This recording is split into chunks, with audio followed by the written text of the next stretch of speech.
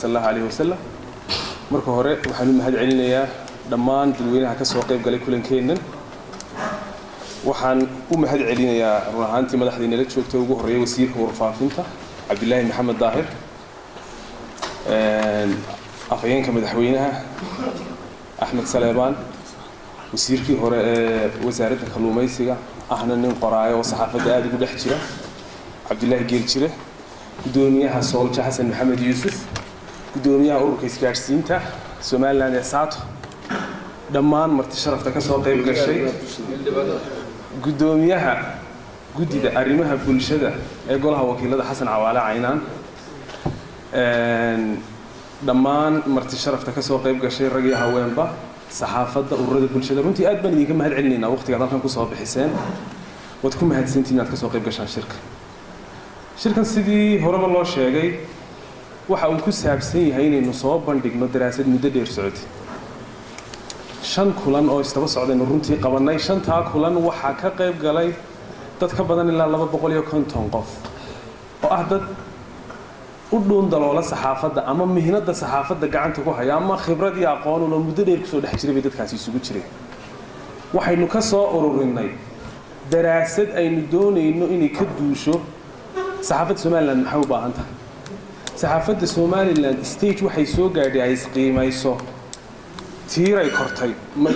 maynu deynaa dib ha u carartay mise tiiradaynu ka saarnaa run ahaantii Sonsaf oo ah forumka ay ku midaysan yihiin dhammaan nin sectorska waxa la yiraahdo ama dadka aan dawladda ku abtirsan qayb bay ka tahay saxaafaddu waxa mar walba anaga nala gudboon baahiyaha taagan inaanu ka jawaabno waxay nala noqotay markaa inaanu kulan u qabanno saxaafadda si ay baahideeda u soo bandhigto uu ku mahadsan yahay maxamed wakiin halkan inoo soo bandhigay waxyaalihii la soo ururiyay waxyaalaha ugu muhiimsan runtii ee la taaban karo meesha ka soo baxay waxa ka mid ahaa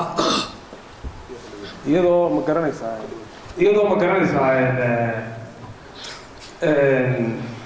war saxaafadeed aanu ka soo saarnay oo halkan laga akhriyi doono 6 qodob oo kooban baan runtii ku soo koobnay hadalkii oo kooban waxyaalaha ka midka waxaa ka mid ah in xeerka saxaafadda ee rasmiga ee xeer number 27/2004 la yiraahdo uu noqdo ka saxaafadda loo adeegsado muddadii ugu dambeysay runtii tallaabooyin aan wanaagsanayn baa ku dhacay saxaafadda Somaliland oo ay ugu dambeysay tallaabadii hadaf ku dhacday runtii aad baan uga xunnahay iyaduna waxaa ka horreysay tii kale huba wasiirkii baa inagala jooga runtii iyadoo dawladduna culays badan ay tirsanayso haddana mar walba annagu waxaanu leenahay xadhigga ka soo dheeraynaya sharcigu waa midaynu aad uga xunnahay qofku wuu khaldami karaa anagu marnaba manihin dadkaasi may khaldan wuu khaldami karaa qofku dembi waa lagu tuhmi karaa waa lagu heli karaa waana lagu waayi karaa laakiin institution shaqaynaya oo hal mar albaabada loo laaba runtii waa bar madow oo dimuqraadiyadeena iyo horsocodkeena ka muuqan doonta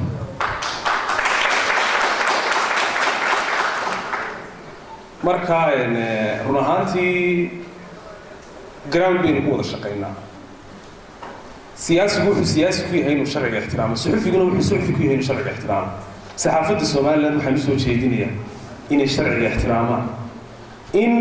sharafta iyo karaamada muwaadiniintu ay ka nabad galaan qofka suxufigii ma aha qof superior oo sharciga ka sareeya ninna sharciga kama sareeyo qof kasta oo muwaadina xuquuqdiisa iyo sharaftiisu waa u dhowrsanta qofkii ku xadgudbana in tallaabo laga qaado anagu mar walba waanu taageersanahay laakiin tallaabadu ha noqoto tallaabo soo marta sifihii saxda ahaa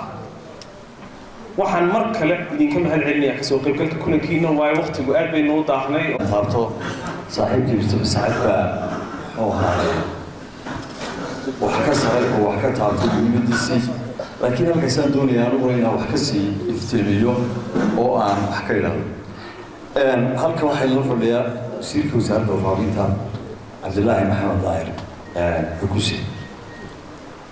xukuse mar waa dawladdii marna waa mid saxaafadda ka mid ah Soomaalidu waxay tahdaa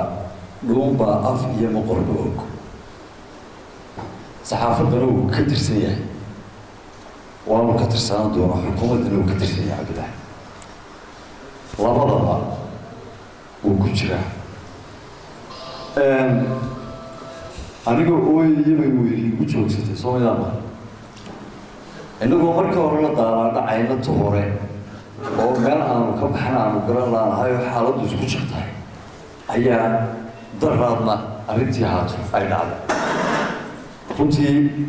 xaaladda cusub ee soo korodhay aad baanu uga naxnay aad baanu uga xumaanay anigoo uga faa'iidaysanaya wasiirka wasaaradda warfaafinta halkan la fadhiya cabdilaahi geeljire iyo maxaan idhahday abayeenka madaxweynaha iyo maxaan ku raa xasan xawaale oo ah gudoomiyaha guddiga arrimaha bulshada ee baarlamaanka runtii waan aaminsanahay aniguba saxaafaddu malaa'ig maaha waa dad way qaldantaa way qaldami doontaa waanay qaldami jirtay qaladku waa wax caadi ah oo shaqada la qabto dee ku yimaada laakiin wax kale oo inoo yaalay oo xeer oo waddankeena jiray ma jirin intaynu arrimaha kale aynu ku jirnay xeerkaynu lahayn waa xeerkaa mustafa soo hadal qaaday waa xeer 27/2004 macnuhu ma aha haddii garsoorka waddanka garsoorku uu ka soo cabduule xeerkani ma dhammaystira iyo haddii xukuumaddu ay qawday labadaba dee macnaheedu ma aha xeer la-aan maayo macnaheedu ma aha baabuurta yareerkagaa sidaa ahay waddanka la keeno taayir yar baa ku xidhan oo lasoo raacayaa baabuur taayirada kale ka yar haddaad qawdeen ama garsoorku qawday ama xukuumaddu qawday dee taayirka yare meelkaca ahee baabuurta lagu xidho ee lasoo raaciyada xeerkani kama liito inta la dhammaystirayo waddanku xeer la-aan maaye dee xeerkii ha lagu dhaqmo ayaan anagu qabnaa xeerkii ha lagu dhaqmo oo dee maxkamadu intaa ha ku dhaqma xariggan ka soo horeeya soo mustafa sheegayey maxaan ku dhahday dacwadda qaadisteedii xariggaasina runtii annaga lafkuu gashay uu nagu yahay waanu ka cabanaynaa xariggaa qaati waanu ka taaganahay wasiir waxaanu magan kaaganahay wasiir oo aanu doonaynaa inaan arrintan dhacdayna aada wax ka qabato ciddii aada kaashanaysa ama odayaal ha noqoto ama saxaafad ha noqoto ama dawlad ha noqotee inaad arrintan wax ka qabato annaguna aanu kugu taageerno gudoomiyaha guddida arrimaha bulshada golaha wakiilada afhayeenka xukuumadda xildhibaanada culimada agaasimayaasha guddoomiyaha soolja wasiirkii hore kalluunka madaxda saxaafadda dhammaantiin assalaamu calaykum waraxmatullahi wabarakaatu waxaan marka hore idinku hambalyeynayaa oo horena aynu isugu sheegnay in badan taageerada aanu u hayno saxaafaddu balmarun iyadoo miyir qabta oo inay bini aadmi yihiinna aqoonsan inay dalka dadka wax ku lehna aqoonsan in ay nidaamka iyo sharciga iyo kala dambayntu dadka oo dhan iyo dalka oo dhan anfacdo saaxadda ay kala dambayntu ka jirtana ay saxaafadi ka shaqayn karto saaxadda uu sharcigu sarreeyo ay saxaafadi ka shaqayn karto saxaafadi kama shaqayn karto meel qorigu taliyo saxaafadi kama shaqayn karto meel la isku rogmaday saxaafadi kama shaqayn karto meel la isu xoog sheegto qofna qof wax kama sheegi karo meesha la isu murug sheegto waxaa marka waxa qoran ee sharcigu inoo dhaxeeyo ayuunbay saxaafaddu saaxaddaasi ka shaqayn kartaa mustafa sacad looyarkeenna ina xaaji cali waxaan qoladoo soosoof ugu yeedhnay in ay oo aanu raalli kaga noqonnay inay ururada saxaafadda iyo suxufiyiintaba caqligaa miyirqabkaa ku dhexdhexaadiyaan oo ku hoggaamiyaan bal marun inay xukuumadda baarlamaanka iyo saxaafaddu wax u dhaxeeya sameeyaan waxa quree loo baahan yahay halkan u fadhidaan waxa weeye xaq aan ummadda inteeda kale la siinin oo idinka laydi siiyey mustafa sacadow waxaa lagugu ixtiraamay oo adig iyo saxaafaddaba laydinku ixtiraamay marka ay golaha wakiiladu samaynayaan xeerarka marka ay xukuumaddu soo diyaariso bulshada qaybaheeda kala duwan baa xeerarka la sameeyaa mid waliba noocuu yahay bulshada qayb ka mida unbuu saameeyaa sidanoo kale looguma yeedho sidanoo kale lagalama tashado sidanoo kale bila lagama sugo inay raalli ka yihiin iyo in kale waa wax idinkoo qura laydiin sameeyey mana tihidin kuwa samada ka yimid kuwa muwaadiniinta caadiga ah ayaa la xuquuq iyo xaqba leetihiin mustafa sacado waxa weeye ninka suxufiga ah inuu halkaas soo fadhiisto oo uu qori rasaas gashado oo uu subax noolba 3 wiil qof qura la dhaca rasaasta qofka kalena uu jirka isgelinin la yiraahdo qofka kale uu sharciga u ashkaton la yiraahdo qofka kale uu xanaaqin la yiraahdo ilaan dimuqraadiyad baynu nahay ilaan xorriyatul qowl baan haystaa ma aha saxaafadu taama suxufigu waxa weeye waxaan xaq kuugu leeyahay oo qarankani xaq kuugu leeyahay inaad xurmayso ila bini aadmiga inaad xurmayso ilaahay abuurtay baa karaameeyey bini aadmiga muxuu adiga oo qof ah kaaga ammaan waayaya bini aadmiga sharaftooda ilaali karaabadooda ilaali xaqa ay kula midka ay leeyihiin ilaali ma jirto aayad ku soo degtay iyo xadiis ku soo arooray inaad adigu ka wax maaga noqoto adigana aan waxba lagu odhan aynu sharciga ixtiraamno waa waxa qura ee noo dhaxeeya masalan maanta halkan waxaa yaalla xeer baa yaalla xeerka halkan yaalla ee mustafa sacadow aad leedihiin xeerkaasaanu aqoonsannay waa kii hore run baynu maanta ka sheegaynaa sirta xeerkaa ku duugan ee golada qarsoorka dhinaceeda uga fahmi laayay anigu xogogaal baan ka ahay faysal cali sheekh waa ka xogogaal mustafa sacad waa ka xogogaal dhammaanteen waa xogogaal baynu kaanahay saxna kumaynaan ahayn berigaa baarlamaankii naga aqbalayna markii wuu mahadsanaa laakiin ilduufkuu sameeyey waxay ahayd inuu xeerku noqdo mid saxaafadoo qura dhinaceeda u hadla inaanu noqonin nin bini aadmiga iyo shacbiga dalka iyo dadka lale difaaci kara maantana waxaynu u baahannahay